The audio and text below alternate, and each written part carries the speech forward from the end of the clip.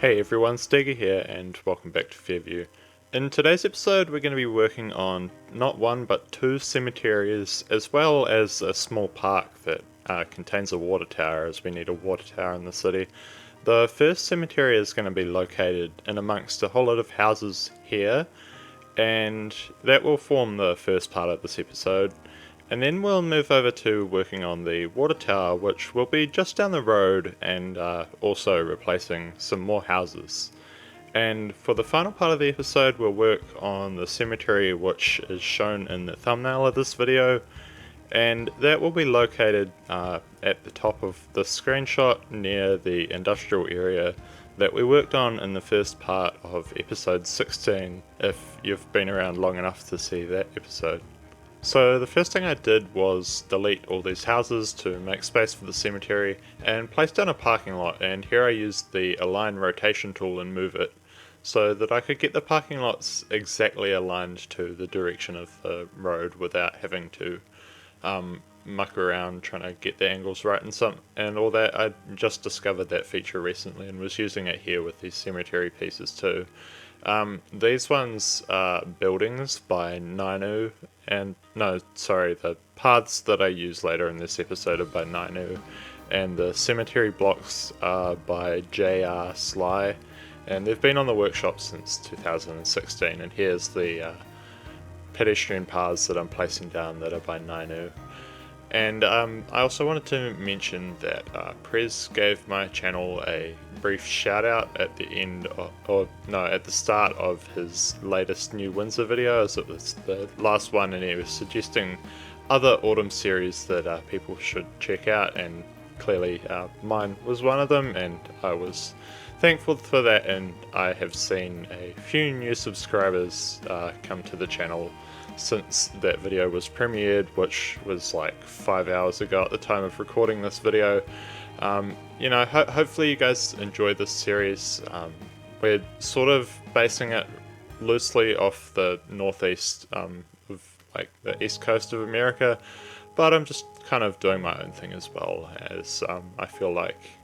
sort of just that's the best way for me to go about things, is not base things like super specifically off a real life place, but rather just kind of go with wherever things take me. And here I was just trying to line up these paths. If it still looks a bit odd, that's because I was just trying to show you the process, as I actually forgot to record this the first time around, and since I'd already lined up a lot of props and stuff and done a whole lot of things that I probably would have cut out of the video anyway, I just decided to go in and re-record part of it, and that stuff doesn't stay. And now we're over to the clip where I actually did remember to record the first time around, so this is like new footage at this point, and just placing down some different paths and things. And I think I replaced a few of these with some different cemetery props, as they were actually sort of clipping over the road and needed changing. And here just placing down a whole lot of trees as well to try and make the place look a bit nicer. I went around after this off camera and placed down a whole lot of fallen leaf decals, so you get like the full autumn feel, and just upgrading that path to make it a bit narrower and putting these trees down here. I actually converted them all into procedural objects at the end, as I had this idea that I would be able to colour them, but unfortunately that wasn't the case, as I guess trees haven't been mapped with colour variations, as that wouldn't really be a required thing except for very recently, where people have started using that tree and vehicle props mod, which was what I was using to be able to convert them into procedural objects in the first place. But here I'm just finishing off this fence, just so everything's like nice and fenced off, and it seems all separate, but people can still walk in through the paths.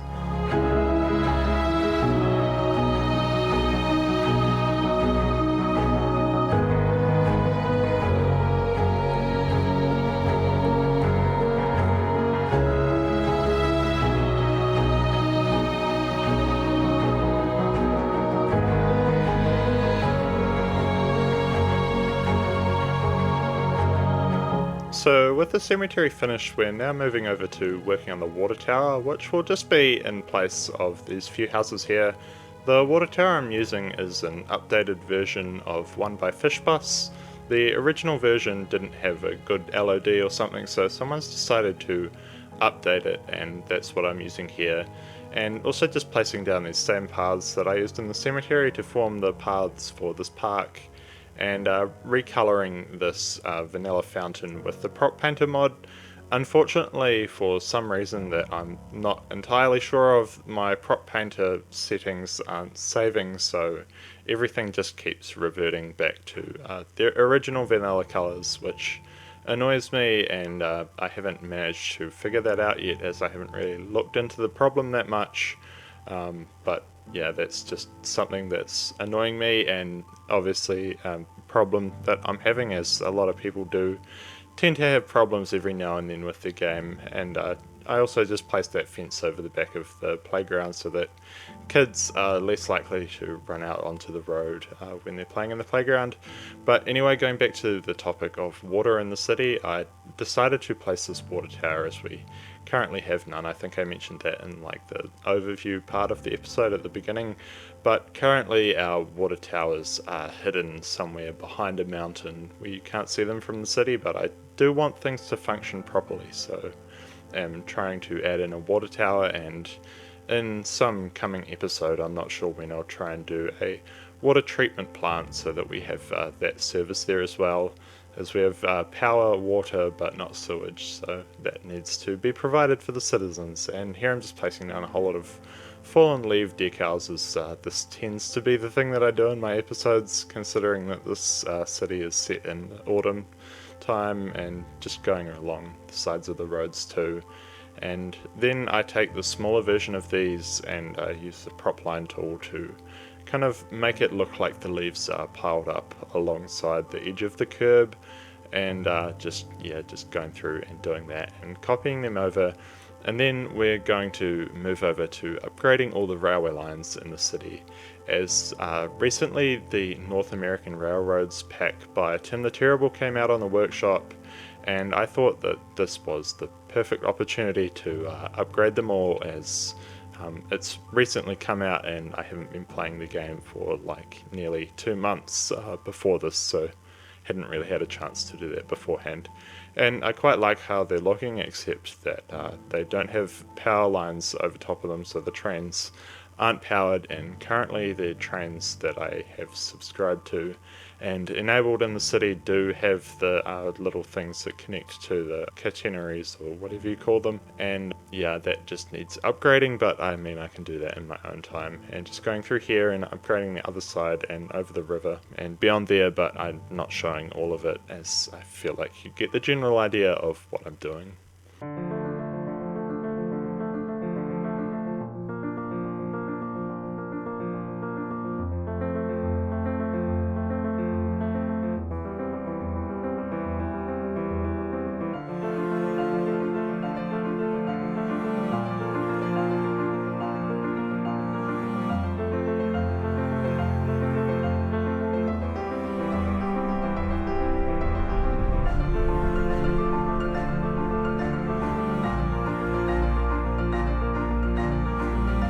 So that's the second part of the episode done and complete with cinematics, and I just want to use those cinematics to try and break up the different parts of the episode. With this one it was also quite easy, because since the builds today were in distinctly different areas, it meant that I only had to restart the game like once or twice to get the cinematics, rather than like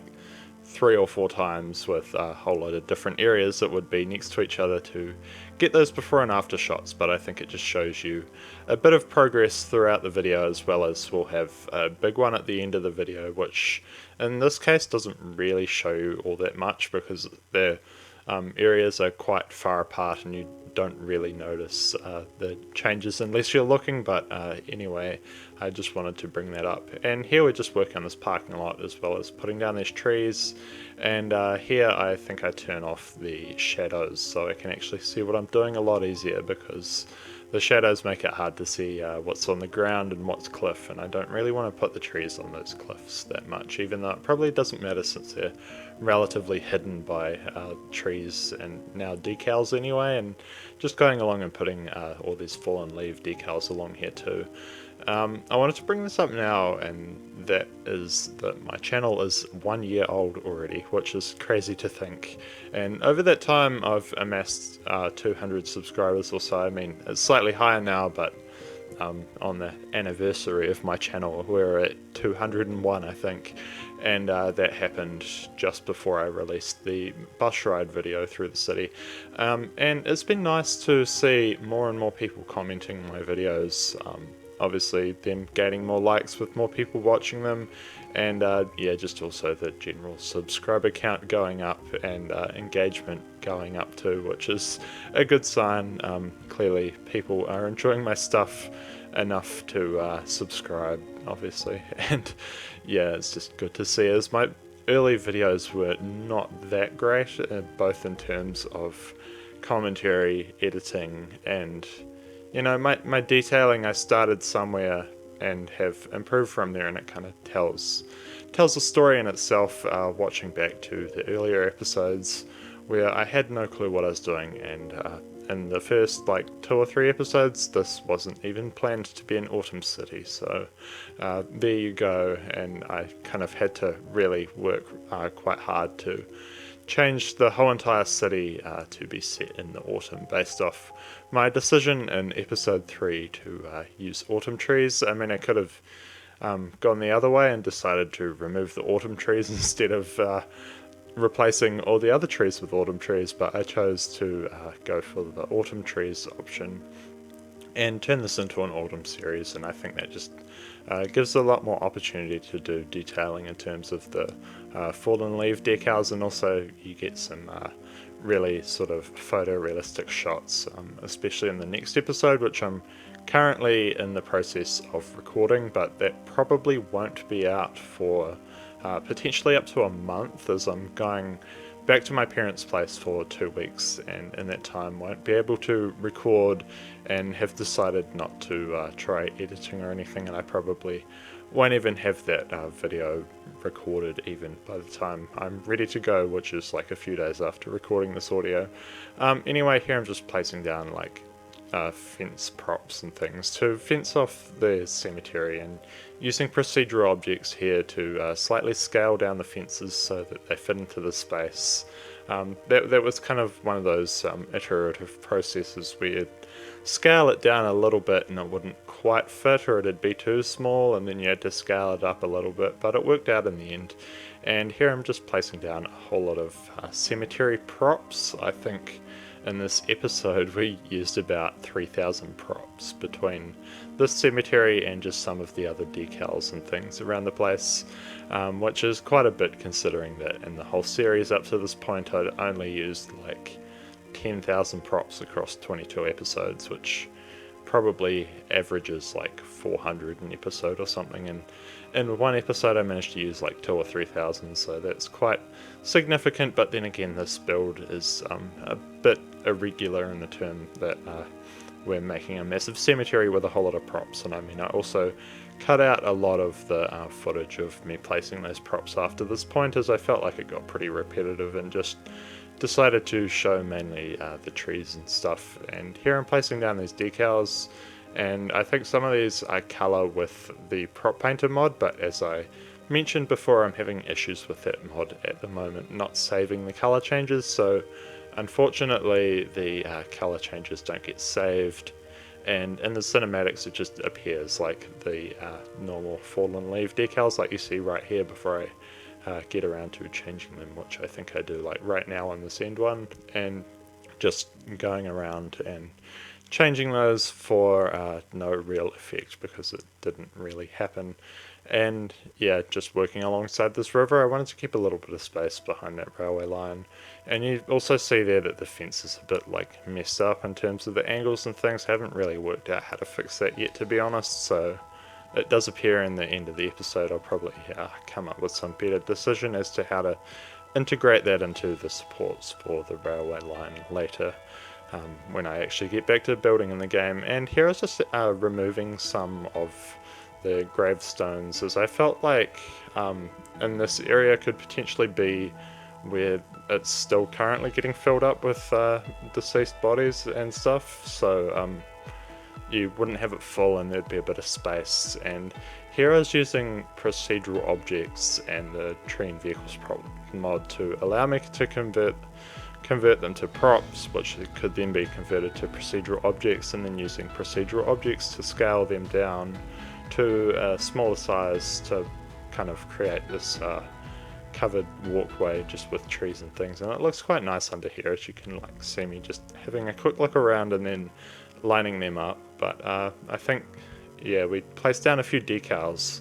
and then we move over to doing something quite unusual that I tried doing and failed like twice, basically, because of various issues. And that was scaling trees down very small and then obviously converted to procedural objects, as you can see here with all the gizmos and the UI and stuff. And yeah, when I say very small, I do mean very small. And I just basically made clusters of these and then started copy pasting them all over the place. And in the end, I think we ended up with about 11,000 procedural objects, which might sound like a lot. And I think my game agreed with that idea too, as it sort of failed to load in my save. And when I tried going into a previous version of the save and redoing it, it just straight up did not want to save. So that's even worse, I guess, in a way, because obviously if we can't save the game, we have other issues and can't progress. And here was my basically third attempt, because the second attempt involved colouring the vegetation props with the prop painter mod, and obviously I was experiencing the same issues that I've already mentioned twice in this episode, so that didn't work out either. And my third option was basically to do the first option but on less of a scale, and this time I only think I used about 1,000 procedural objects in creating all this, and obviously just cut through a lot of that. It's quite repetitive, and I used the layers to then hide them and go around and place down all these fallen leaf decals. But anyway, I think we're approaching the end of the episode now, so I'll leave you with these placement of fallen leaf decals. And if you've enjoyed this one, make sure to leave a like in the first instance, and if you want to subscribe to my channel and follow along with the series, then click the subscribe button, and I highly suggest you ring the notification bell, as my uploads are going to become a bit infrequent at the moment, so ringing that will ensure that YouTube notifies you whenever I have a new upload. Thank you for watching, and I hope to see you in the next one. Take care.